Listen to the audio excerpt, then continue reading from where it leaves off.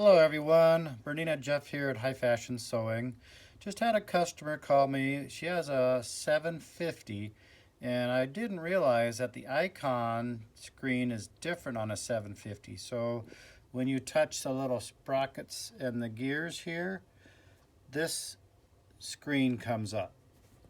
So I'm trying not to be too shaky here. So her problem is her light turned off.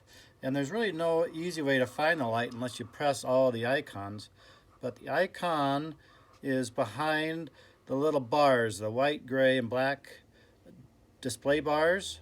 Touch that, and then you can adjust the intensity of your display. Always keep it at 99%. But this is what happens is when you're lifting the machine when it's turned on, the light will automatically short circuit and turn itself off. So this is where you turn the light back on a 750. Hope that helps you out and helps you keep sewing and you don't have to take it in. Thank you very much. Remember to subscribe. This is Bernina Jeff, and I do have a Shopify account where I sell my perfect tip oilers and all my great tools. That is becoming a really, really good source for revenue for me. So please check that out. It's bernina-jeff.myshopify.com. Thank you very much.